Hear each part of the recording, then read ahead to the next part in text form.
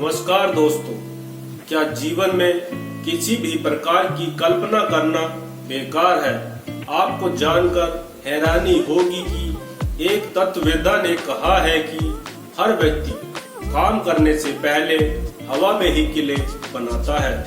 मेरे भाई, दूसरे शब्दों में कहा जाए तो पहले पहले किले हवा में ही बनाए जाते हैं।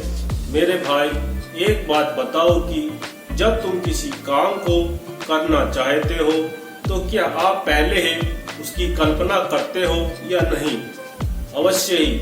इसी प्रकार कोई भी मनुष्य कुछ भी करने से पहले सोचता है, कल्पना करता है और अपने कार्य की रूपरेखा को तैयार करता है।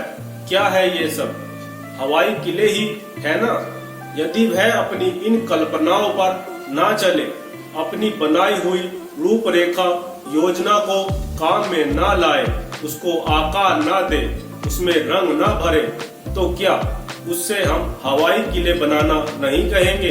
इसीलिए उस तत्ववेत्ता ने फिर कहा, हमने जो किले हवा में तैयार किए हैं, हमारा काम है कि हम उनमें मिट्टी की नींव रखें, उनके आधार को मजबूत कर दें अथवा तन्मय होकर उन्हें आकार देने में लग जाएं। संसार में जो कुछ भी दिखाई दे रहा है, उसके बनने से पहले निश्चय ही वे सब पहले किसी कर्ता के कल्पना में रहे होंगे। उसने कल्पना की बड़ी बड़ी उड़ान मारी होगी और फिर क्या ये सिर्फ उड़ान मार कर ही रह गए होंगे? नहीं। यदि ऐसा होता तो शायद हमारा अस्तित्व भी इस दुनिया में ना होता। उन्होंने उड़ान मारी, कल्पना को आकार दिया, रूप रंग दिया और पीछे उन्होंने उसमें जीवन भर दिया। जिधर दृष्टि डालिए, प्रत्येक में कल्पना का ही निवास मिलेगा। इसीलिए मेरे भाइयों, कल्पना करना व्यर्थ नहीं है।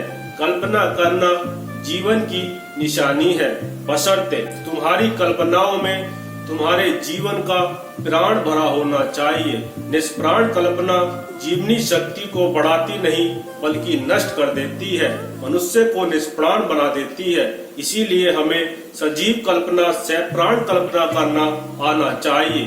मनुष्य नाम की इस बड़ी भारी मशीनरी में चारों ओर प्राण ही प्राण भरा हुआ है, चारों ओर जीवन ही जीवन लहरें ले रहा है और वही तो कल्पना के रूप में बाहर निकलकर अपने रूप आकृति प्रकृति बनाना चाहता है। वह अपने जीवन को, अपनी सत्ता को, अपनी चेतना को चारों ओर बिखेर देना चाहता है। इसीलिए तो कल्पना करता है, लेकिन उसकी सीमा कल्पना तक ही न रह जाए और अपनी आत्मा को, प्राण को उसमें नहीं रहने दे पाता है, तब वह निश्चेत हो जाता है। इसीलिए तेजस्वी बनना हो तो जो कुछ तुम चाहते हो, जो भी तुम अपने मन में सोच रखा है और जैसे भी तुम अपने हवाई किले का ढांचा तैयार किया हो, उसे इस पृथ्वी पर उतार लाने के लिए दृढ़ संकल्प हो जाओ।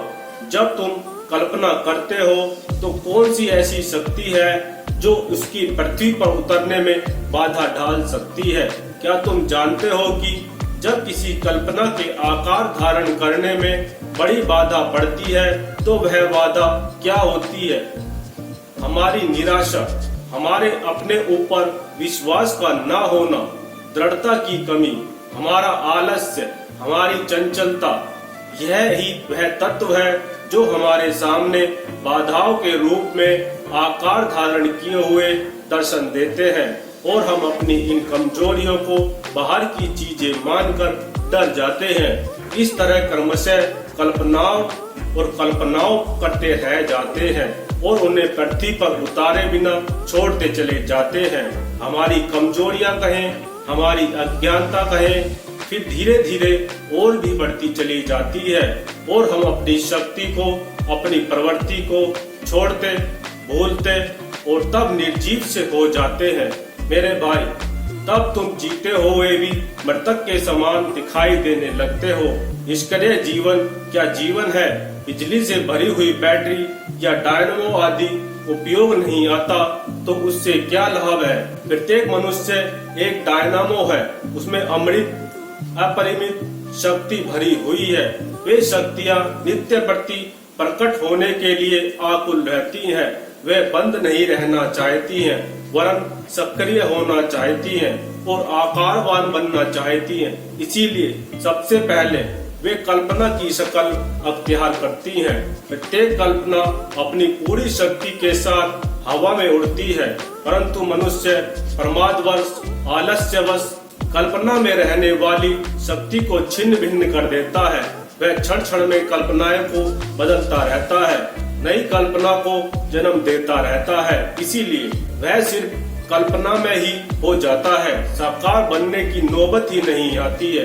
इसीलिए मेरे भाइयों, यह आवश्यक है कि जिस समय तुम्हारे मन में कल्पना उठे, तो जब तक काफी मनोयोग से उस पर विचार नहीं कर लिया जाए, तब तक दूसरी कल्पना को उठने नहीं देना चाहिए और अपनी सारी शक्ति पहली कल्पना को आकार देने में अपनी सारी शक्ति लगा देनी चाहिए। अपना सारा उत्साह लगा देना चाहिए, अपनी सारी सत्ता, सारा परिश्रम उसमें लगा देना चाहिए। सिर्फ व्यक्त करने की भाषा है, शक्ति लगाने की जरूरत नहीं पड़ती है। कल्पना में तो स्वयं शक्ति भरी होती है, बस उस शक्ति को उससे भिन्न ना होने दे, इतना ही तो काम करना है। इस प्रकार कल्पना को आकार देने के लिए कल्पना के प्रति तन्मय होने की आवश्यकता होती है। मेरे भाई, दृढ़ विश्वास रखो कि आत्मा अपरिमित शक्ति संपन्न है। वही अपने आप को प्रकट करने के लिए संपूर्ण शक्ति के साथ शुभ कल्पना का रूप धारण करती है। इसीलिए प्रत्येक शुभ कल्पना के आकार धारण करने की पूर्ण शक्ति होती है। इस बात को ध्यान रखो, अपनी कल्पनाओं को जमीन पर उतारो और आगे